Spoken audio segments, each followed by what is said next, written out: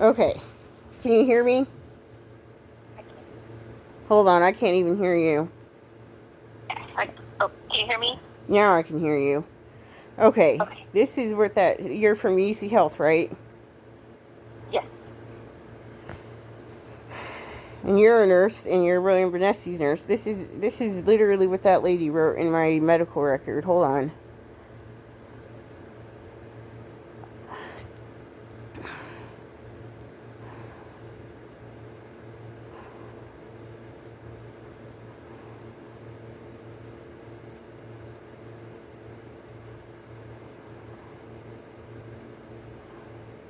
The patient was brought in by EMS from home where she resides with her mother. Per EMS, has placed 911 call 8 times a day for the past several weeks for psychiatric-related complaints. Tonight, the patient reported that if she didn't speak with CRT, she would kill herself by jumping into traffic. Upon arrival, she says that she no longer has a plan, and the feeling of suicide waxes and wanes depending on her level of anxiety. Her last suicide attempt was in 2024 when she overdosed on hydroxyzine. The patient says that her family added her to a group chat in 2021 with Governor Polis, and he subsequently broke into her home, but the police refused to intervene. As a mandated reporter, she turned in her physician into the nursing board after he played with my clitoris, quote unquote. I did not say that at all. And then he ended up losing her and then ended up losing her nursing license. That is completely inappropriate to chart on somebody. She further states that her family works for the nursing and barber board in the state of Wyoming, which I never said that. I said that my cousin works for the barber board in Wyoming, and her sister and I never said my sister, I said my cousin is the vice president of the board. She says that her family mentioned the group chat today, and this has triggered her anxiety and depression. And I was recording them the whole time, so I have our whole conversation recorded. Never talked about Governor Polis breaking into my home, but there were rumors that he did, which I can provide William Vanessi the screenshot, that he broke into my home with military members and installed cameras, and they were watching me from 2019 to 2022 because it's on a Google AI about it, and it was on the news apparently, but it was a similar incident that happened at 4360 Morning Sun Apartment Avenue number 9, and that's what it says on the Google AI. And this whole thing is just drama. The patient's thoughts are tangential and her speech is rapid/pressured.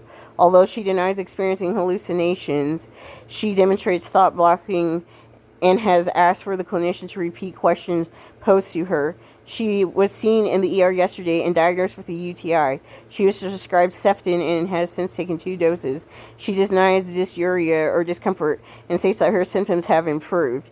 She is not prescribed any medications besides the antibiotic and denies consuming alcohol or using illicit substances. She adamantly denies that she has schizophrenia and points out that she spent $1,800 on a neuropsychological exam to prove that she didn't have a psychotic disorder or dementia. However, a review of her medical record reveals a diagnosis of paranoid schizophrenia, MDD, and anxiety. Okay, so that's nobody's business about that. That's the only reason why I sent William Vanessa all those screenshots and everything, because of what that RN charted. Like, holy freaking cow. What the heck is wrong with that lady? That's where I said when I saw that in my chart.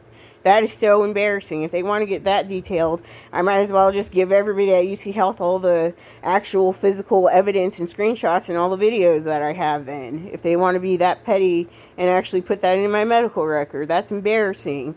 And my family members can see it because they're my MDPOAs. Okay. Have you made family members MDPOA? Yes, I did. And Brianne and Derek, I Okay. showed William Vanessa my text message. They have the right to be my MDPOA if anything ever happens to me and they can't make an agreement about anything with my mother. That's what that screenshot is about. So it's on paperwork. I just need to file it in. And if they don't agree or they want to agree or whatever, but that's what I'm dealing with. And then there's one more note that I have to show you. Let me go back into the appointment and notes, because that's embarrassing enough as it is that they're over there talking about how I reported my doctor touching my clitoris. That's a HIPAA violation. It's none of anybody's business. Now the whole entire UC Health can see that. Reason for code gray. Well, Upon speaking with police, this clinician in charge nurse patient was refusing to give up cell phone and stating she was not gravely disabled or delusional because I was already diagnosed as not being gravely disabled or delusional by somebody else. Patient's behavior escalated, verbal redirected, patient blah blah blah, patient declined voluntary medications. These medications were declined because I'm allergic to them. So while they gave me voluntary medications, there was no court order in place for them to even give me those medicines and inject them into my body. So they violated the law. They literally violated the law in an M1 hold to give me medications I'm allergic to. That's why I showed William Vanessa I'm allergic to the Haldol, and I have all my screenshots. And so they should have never injected me with Haldol and ruined my heart the way that they did. Now it's completely messed up, and I'm upset that I'm on Carvedilol 2 times a day, and I have all these heart problems now that I didn't have. I can barely breathe. I keep coughing. I tried to get in with the heart center at UC Health because they gave me a referral for it. I can't even get in. They won't even answer the phone to schedule me an appointment.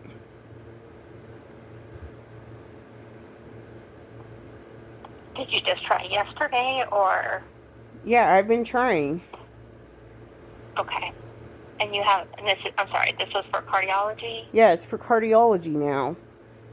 Because that Haldol messed up my heart. And that's what Cedar Springs told me. The Haldol may have messed up my heart and given me an allergic reaction. And the cephalexin. So I'm all messed up. They didn't ECG on me. And they put JT on there as one of my medical diagnoses, which is junctional tachycardia. And they think I had an MI possibly, but no one's quite sure. I'd have to do imaging of my heart. That's why I have to see the cardiologist now. That lady almost killed me with Haldol. And she's completely negligent as an RN. And she wants to talk about my doctor rubbing my clitoris in my medical record like that and be classless just because she knows Dr. York. That's illegal. That is so classless. Okay. So it looks like, I'm looking at your cardiology referral. It looks like they have attempted to call you. They haven't attempted to call me. They might have the wrong number. And that's another thing UC Health keeps doing. They keep changing my number to my old phone number on purpose. The register does. Just because she knows Dr. York, and they've been harassing me. All these UC Health employees. They've been changing my phone number to my old phone number, my address to my old address, sending the bills to the wrong bill, billing my Medicaid wrong, checking me into my hospital visits wrong. I can confirm with the cardiology referral. So the number that they have is 719-284-4078. Yeah, I have no record of them ever calling me, and I can provide UC Health with my phone records. So they must have, I made an attempt to call them, but they never called me back. So I can try to leave them a message today. And yeah, I would definitely do that. I mean, they're open today, so I would definitely try to give them another call. And if you have to leave a voicemail, please do. Yeah. So that they'll give you. And the thing with my Medicaid is I may not have a choice but to be at UC Health. So I just need a little bit more professionalism because I have no choice with my Medicaid what doctors I can see. And if they say I can't see Penrose with my Medicaid because some of the doctors don't take it, and Penrose Hospital had a hard time billing my Medicaid, so that's why they keep recommending I go to Memorial. But not if Dr. York's friends are going to try to kill me with the medications I'm allergic to. I definitely can't be going to your guys' ER with all that going on or seeing William Vanessa. He's got to look at my medical record and be dignified and honest when he gives me the care that I need, because he was still my main provider when I was seeing them in the hospital. And he has to understand I really did pay $1,800 for a neuropsych eval, and she deferred all psychiatric diagnoses. The reason why they're diagnosing me with schizophrenia is to haze and harass me and say Dr. York never touched my clitoris and I'm a liar and I'm insane, and that's not true at all. It's quite the opposite. That's why I have all the text messages and screenshots, and the nursing board has the videos of him touching my clitoris. But it was determined that his care did not actually fall outside the standards of practices since the tools were stuck in my vagina. That's what the medical board decided with me. And so that's why it's too much drama, and they need to quit hazing me about it. If you were in the same Sure. situation, if you have a speculum in your vagina, you can't reach down and grab the speculum out and reach the tools out yourself. And he, at the time, was time constricted, so he just did everything by himself. I would have totally done it. I would have removed all the tools out of my vagina myself had I known that this was going to happen to me and it was going to cause such a big deal. Like, Right. I would have said no, remove Right. the speculum and let me, but he had the tool stuck on one of something. He had it to where he couldn't get it. And he couldn't open up my cervix and all that because I have vaginal stenosis and things were clamping down. Like, things just happened during exams. It wasn't my fault. Sure. Okay.